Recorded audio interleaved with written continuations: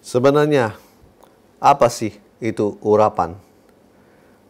Urapan adalah sebuah tanda jika seorang diurapi oleh Tuhan, maka tandanya orang itu adalah miliknya Tuhan. Otomatis orang tersebut pasti dipakai oleh Tuhan. Sehingga kita tidak usah heran kalau kuasa Tuhan akan berkuasa atas hidup orang tersebut. Pentingnya bagi seorang Kristen untuk menyadari apa fungsi dan bagaimana cara untuk mendapatkan urapan Tuhan. Di Perjanjian Lama, Bapak dan Ibu, kita menemukan kisah seorang bernama Daud. Daud waktu itu dia adalah seorang biasa-biasa. Sampai suatu hari dia bertemu dengan Nabi Samuel. Kita baca di 1 Samuel pasal 16 ayat 13. Dikatakan begini.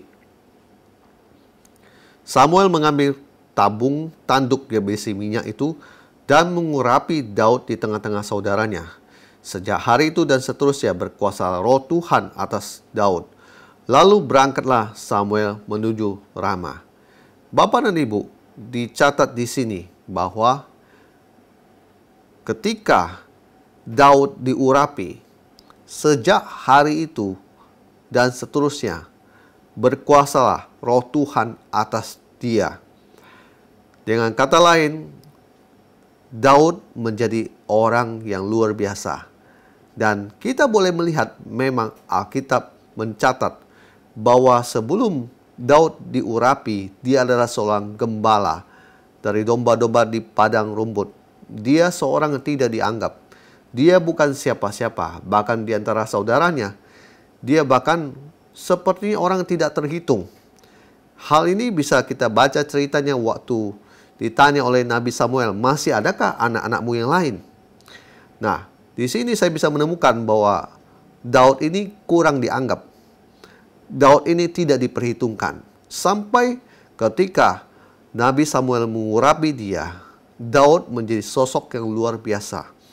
Dan Alkitab juga mencatat bahwa dia adalah seorang yang perkasa, gagah, berani, dan penuh kuasa.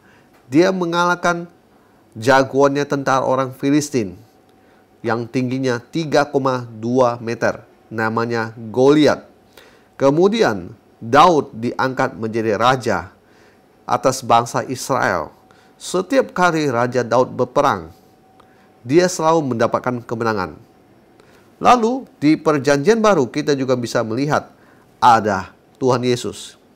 Alkitab mencatat di sini, Matius pasal 21 ayat 23. Lalu Yesus masuk ke bait Allah dan ketika ia mengajar di situ, datanglah imam-imam kepala serta tua-tua bangsa Yahudi kepadanya dan bertanya, dengan kuasa manakah engkau melakukan hal-hal itu? Dan siapakah yang memberikan kuasa itu kepadamu? Ahli Taurat dan tua-tua bangsa Yahudi mempertanyakan, dari mana kuasa Yesus mengajar dengan luar biasa? Mereka takjub, mereka bingung, kok Yesus bisa mengajar dengan luar biasa? Mereka bertanya begitu, mereka pengen tahu. Padahal memang Tuhan Yesus diurapi oleh Tuhan sehingga dia bisa mengajar dengan luar biasa. Di Lukas pasal 4 ayat 11 juga, Lukas pasal 4 ayat 18 sampai dengan 19 juga dikatakan begini. Roh Tuhan ada padaku, oleh sebab ia telah mengurapi aku untuk menyampaikan kabar baik kepada orang-orang miskin. Dan dia telah mengutus aku untuk memberitakan pembebasan kepada orang-orang tawanan, penglihatan bagi orang-orang buta, untuk membebaskan orang-orang tertindas, untuk memberitakan tahun rahmat Tuhan telah datang. Ini yang dibacakan oleh Yesus dari firman Tuhan di Yesaya pasal 61 ayat 1. Yesus mengatakan bahwa Tuhan Allah mengurapi dia.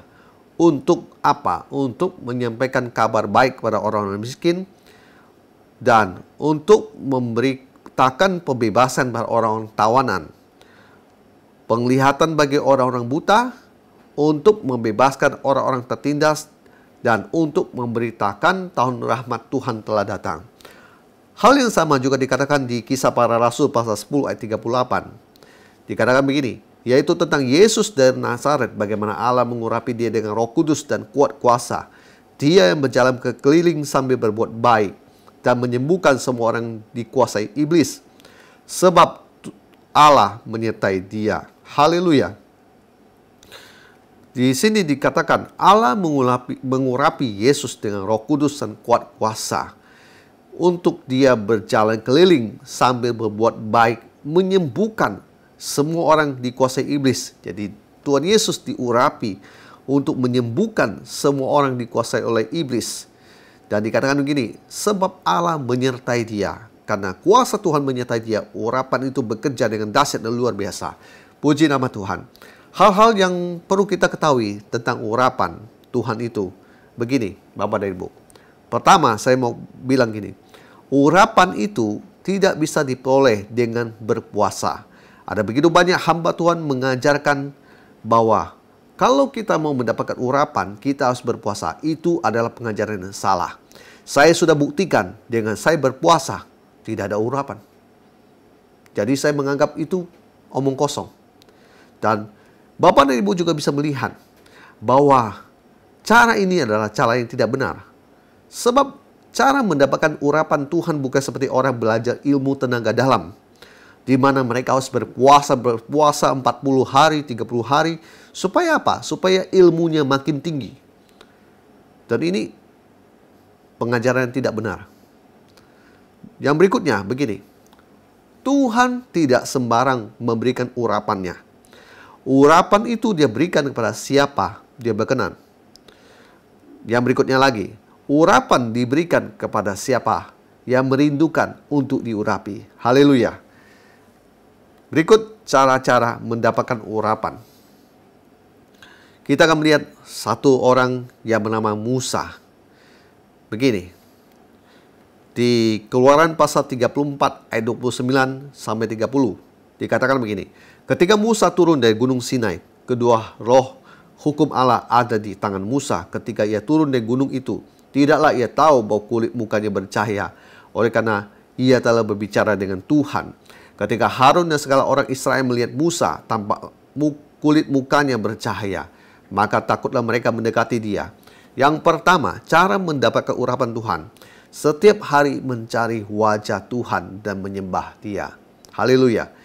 Itu cara untuk mendapatkan urapan Tuhan. Setiap hari mencari wajah Tuhan dan menyembah dia.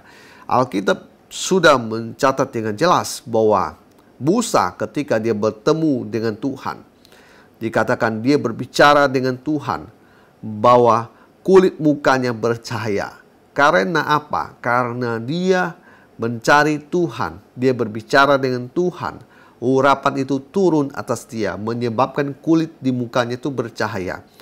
Dan dikatakan lagi, ketika Harun dan segala orang Israel melihat Musa, tampak kulit mukanya bercahaya. Dan orang Israel dan Harun melihat juga kulit muka Musa bercahaya. Karena apa?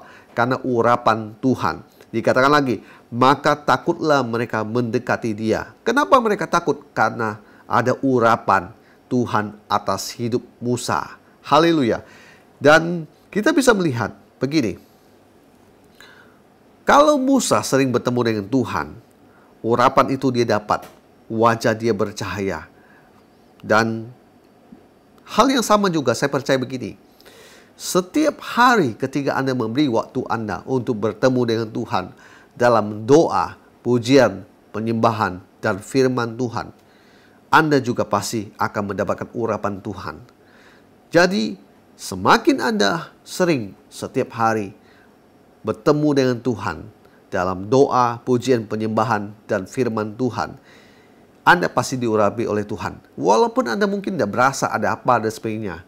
Tapi ingat, selama setahun ada 365 hari di mana Anda, kalau Anda terus bertemu dengan Tuhan, urapan itu dari hari ke hari akan makin bertambah dan turun atas diri Anda.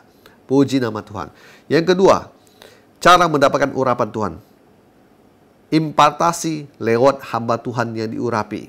Kita baca ada satu kisah, yaitu kisah Elisa, Nabi Elisa. Di 2 Raja-Raja pasal 2 ayat 13 sampai 14.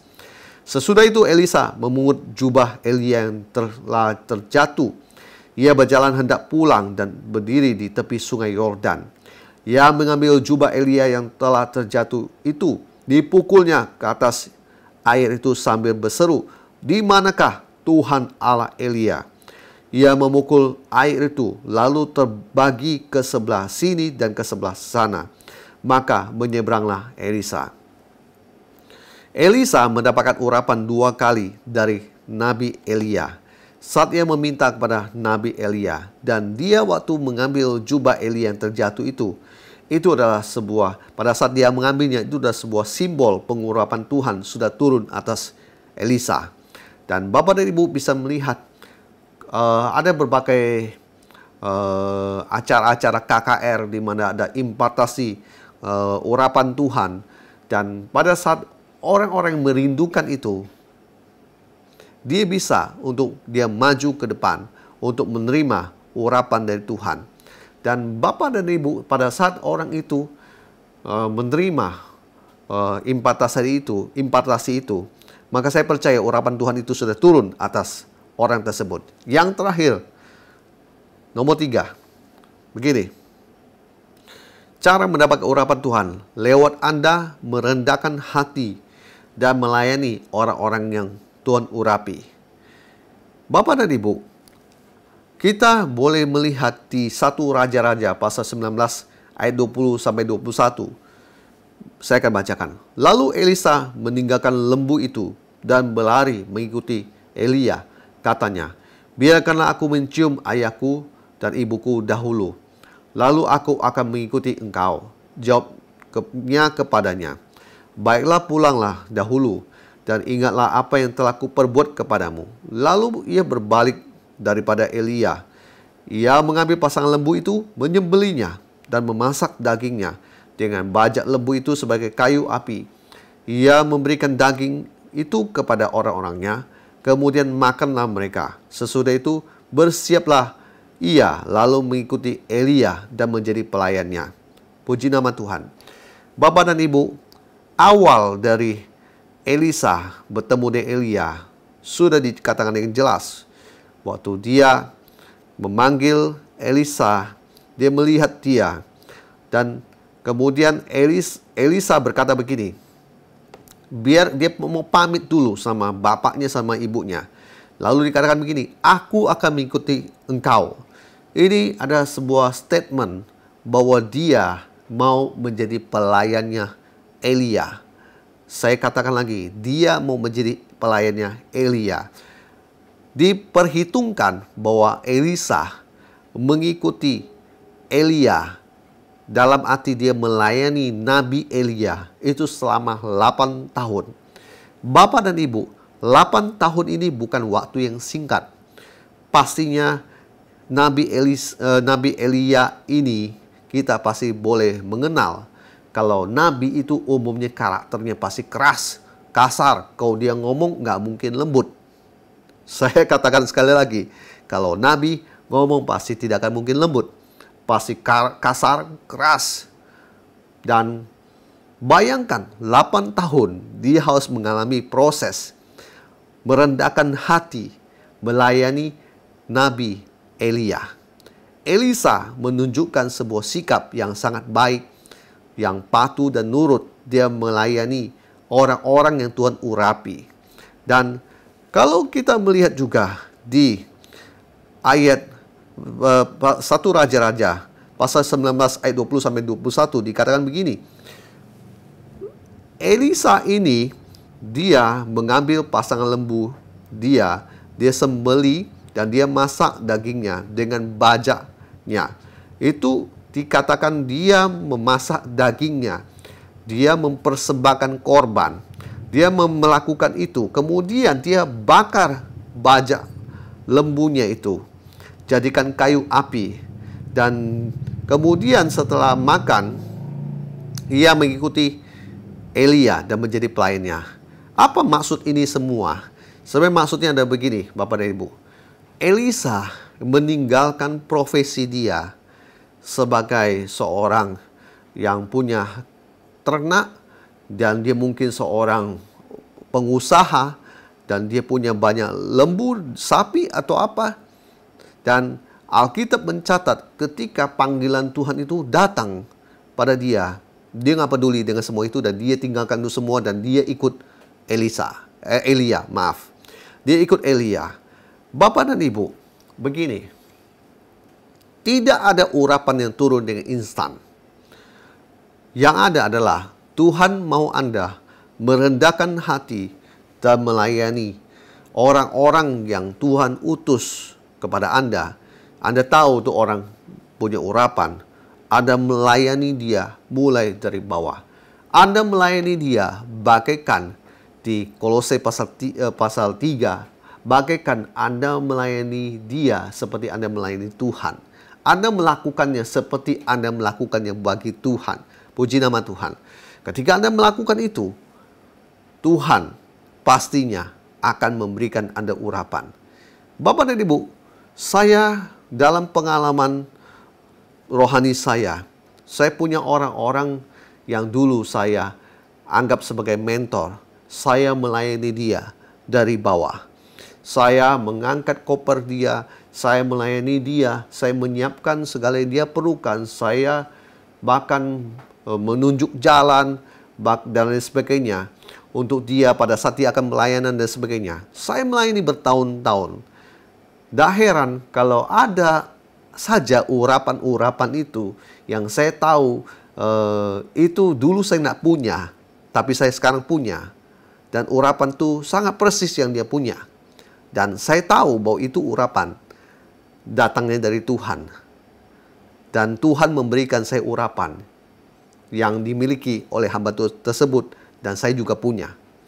Lewat kita merendahkan hati dan melayani mereka yang Tuhan urapi, Tuhan memberikan urapan itu. Sebuah proses karakter di mana Anda merendahkan hati, menundukkan diri di bawah orang-orang yang Tuhan urapi, yang Tuhan pakai itu. Anda mau untuk melayani dia, Anda mau melakukannya, dan Tuhan pasti akan mengurapi Anda. Haleluya. Pentingnya ketika kita memperoleh urapan itu kita bisa pakai di dalam pelayanan, di dalam segala aktivitas kita, di dalam apapun yang kita kerjakan. Urapan Tuhan itu berkuasa, urapan Tuhan itu penting. Oleh sebab itu, jangan menyepelekan apa yang namanya urapan dari Tuhan.